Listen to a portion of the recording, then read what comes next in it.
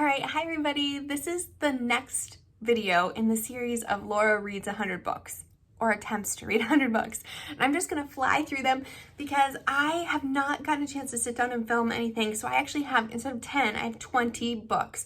These are numbers 41 through 60. So if you wanna see my recommendations of the first 30-ish, go check out those videos. I'm gonna just fly through the titles that I read by category and then talk about like 4, maybe 5 that I would really recommend reading.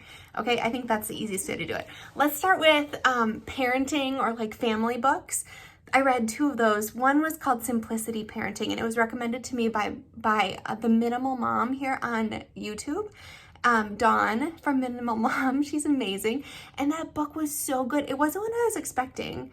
I guess because it was coming from Minimal Mom and she talks a lot about minimalism, I was expecting like more about decluttering and that kind of stuff, but it was a lot about minimal scheduling and keeping your family pretty simple, which I love. The other one is called Relationship Goals, and I can't think of the name of the pastor who wrote it, but it's just such a good basic book about what godly relationships can look like. Marriage, dating, family, all of it. And okay, then let's talk about the category of memoir. I've really found out this year through reading a lot of books that memoirs are my favorite.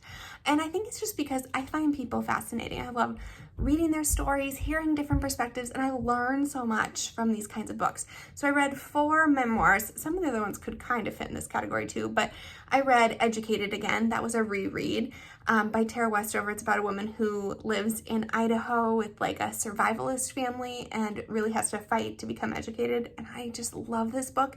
And if you haven't read it since the pandemic, it kind of, as the kids say, it hits different. It's a little different reading it post-pandemic because that's kind of what her family was like preparing for all this time, and everybody thought they were crazy. Then the next, okay, these are 2 really good memoirs I read. One was called The Long Way Home, and it's a story of a boy. After I shared about it on some of my social media stuff, people said there's a movie and like a abridged version too, but it's about this boy who is playing by the trains in his village in India, and he gets accidentally stuck on a high-speed train to Calcutta, and he gets lost in Calcutta. So lost that he doesn't speak the right dialect to even explain where he's from, and he's just completely lost. He ends up in an orphanage and getting adopted, and the story is it's his story of how he found his hometown, this tiny village in India. It's unbelievable. You have to read this story. I could not put it down. I told everybody about it that I was reading. Everybody when I was reading heard about this.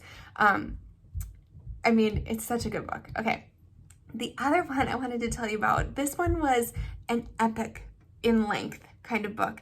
And I teach Chinese kids, and I'm kind of fascinated by Chinese culture, and I love learning Chinese, the language. So it's called Wild Swans, and it's a 3-generation story. So you meet the grandma, then the mom, then the daughter, and how they lived through the Cultural Revolution in China. It's kind of shocking that this happened just not that long ago in China. And I learned a lot of history. I learned a lot about their culture. And if you have even a little interest in China, you should definitely listen to that one. It's an epic book. It was like 27 hours on Audible, but so worth it. I listened to it mostly while gardening. There's my garden. Can you see behind me? Okay, and then let's hop over to the genre of novels. I read 4 novels. The first one was a John Grisham book. Of course, John Grisham writes a lot of like lawyer courtroom stuff, and I've read almost all of John Grisham's books because my husband and his whole family love those books. So it's just kind of a thing we all read. But this one was not really like that at all. It was the story of a basketball player from a tiny village in Africa who ends up making it big.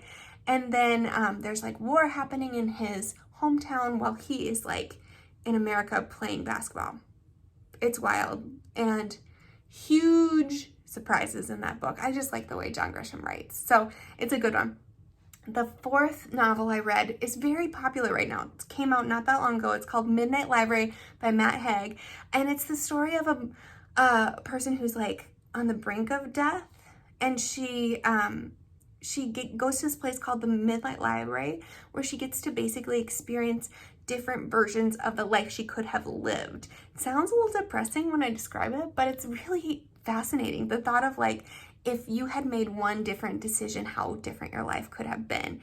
And it made me kind of like introspective of like, my life could have gone a lot of different ways, but I'm really happy with my life. Isn't that the beauty of novels? They kind of make you like, they make you think about your own life.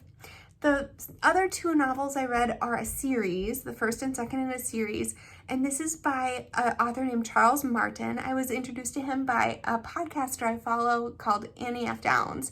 He's a Christian writer, and he writes about the sex trafficking industry and the people who rescue children from that awful nightmare. And as a mom, it was kind of hard to read it sometimes, I'm not gonna lie to you. But it's based off of real interviews of these rescuers, of the situations where they find these children. And then he's just a very fun writer. And there's like a romance aspect to it, which of course is kind of fun to read. So it was just a fast-paced, action-filled, really fun read. And I'm excited for the third installment that will come out hopefully soon. Okay, so that's parenting, memoir, novel. Let's go to the self-help kind of, I don't know what to call this, but it's like bettering yourself. I read 3 books that would kind of fit in this category. One is called The Power of Habit. It's a self-help book. It's just talking about how your habits have such an important influence on your life. It's really popular. I'm sure you've seen it. I've actually read it a couple times. I feel like I need to reread it every now and then to really remind myself, like, it makes you look at your habits and like what you're doing with your day. And it's good. It's kind of convicting to me. And then the other 2, one was called Breaking Free from Body Shame. And it's all about how you look at your body. And it does come from a Christian perspective, but it's really meant to help people who have dealt with an eating disorder, which I haven't, thankfully.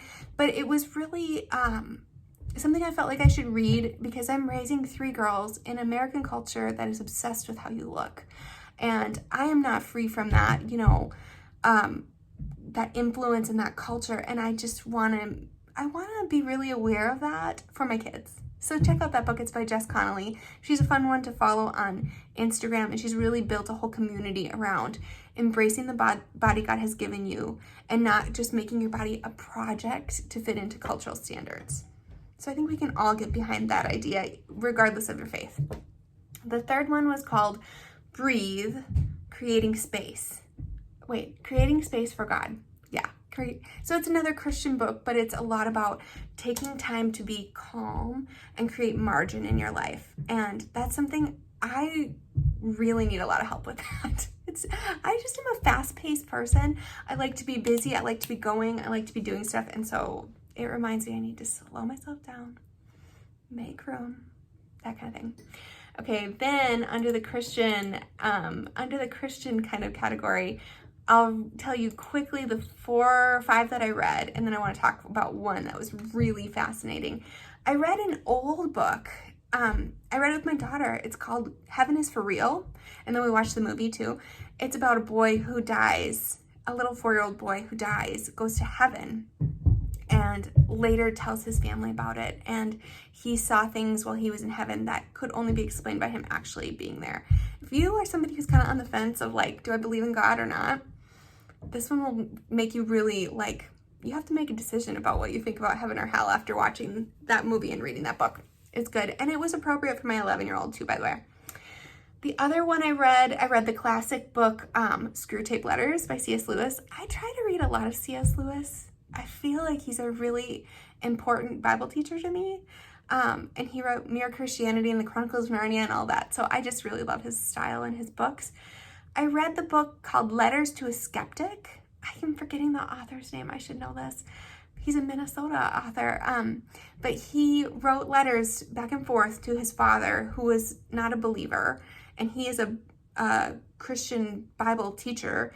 And he basically went through his dad's, like, all of his dad's doubts, and they had this really intellectual and really very apologetic, like, interesting conversations all about theology and the Bible and how to defend your faith and if the faith is real and what doubts do you have.